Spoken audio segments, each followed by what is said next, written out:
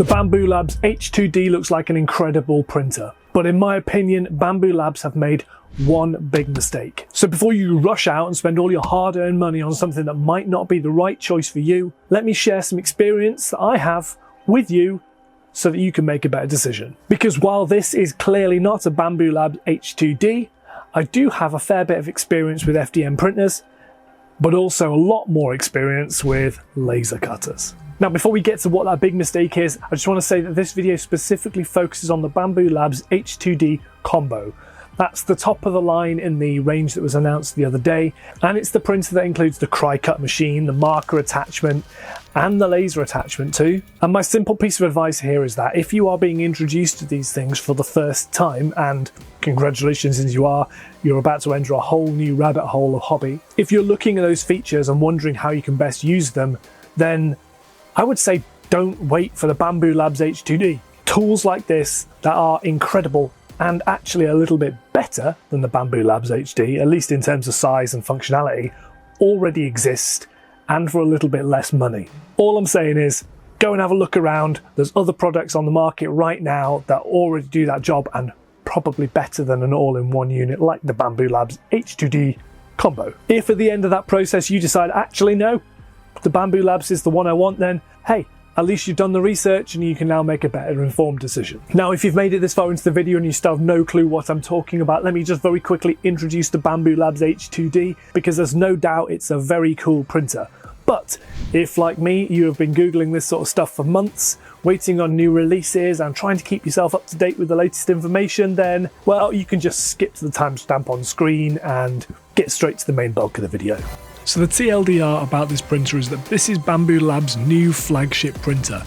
It starts from $1,900, and for that you get a dual nozzle multi-material 3D printer with a 350 by 320 by 325mm print volume. There's caveats there. For the full spec though, it's $2,799. Wow.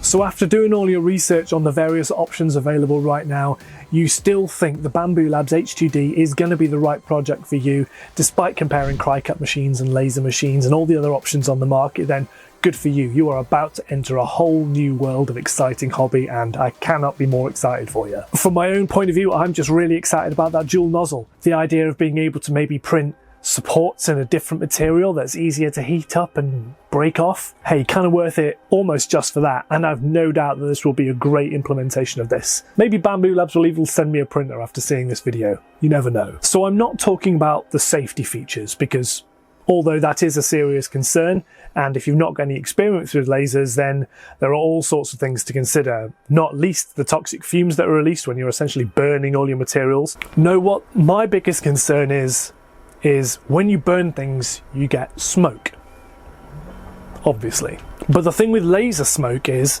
that the things you're burning are often made up of really nasty things like resins or plastics, and that sort of stuff is trapped in the smoke. And that smoke, as smoke does, gets absolutely everywhere, coating all the internal surfaces in soot or worse, resins.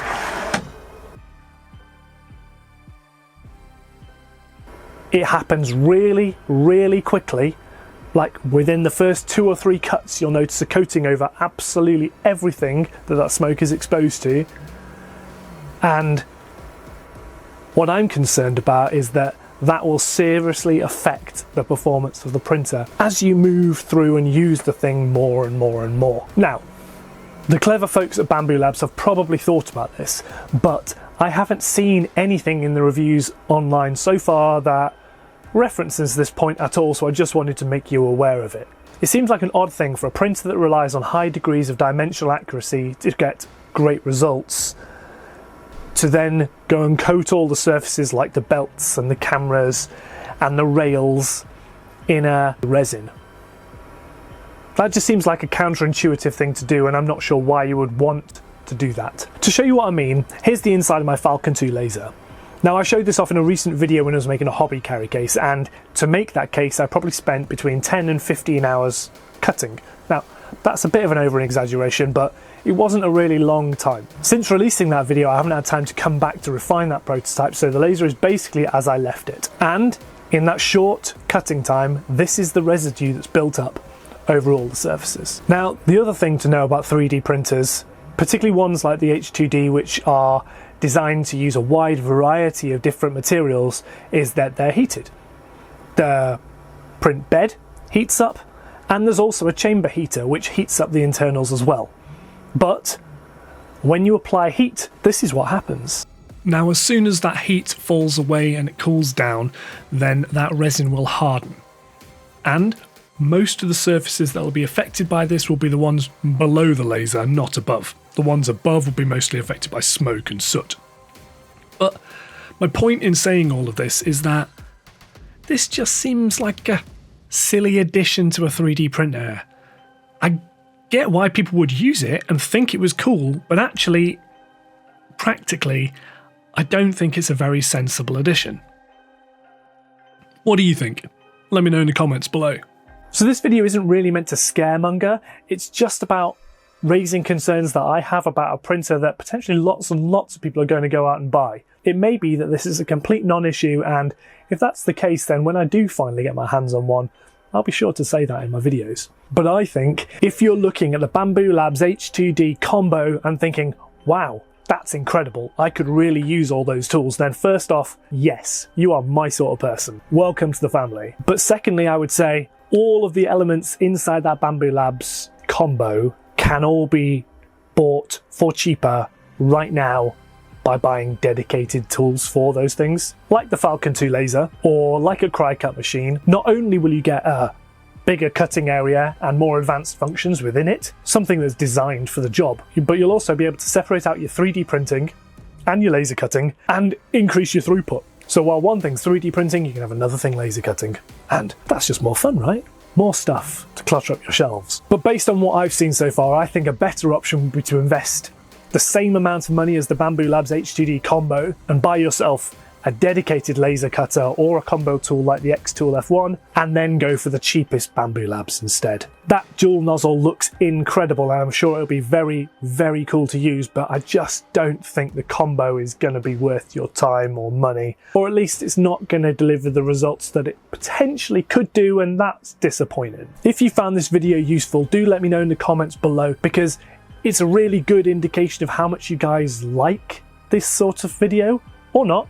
And Lord knows the algorithm isn't giving me many clues at the moment. I do just want to say, as ever, a huge thank you to everyone who supports me over on Patreon or as a YouTube member. And if you want to support me, there are links to do so down below. And to remind you that on April the 1st, I know that's not a joke, on April the 1st, my next newsletter goes out. And if you subscribe to that, it is jam-packed full of 3D printing news and also includes a free STL that you can download and print at home. And so all that's left for me to say is thanks for watching, and I'll see you next time.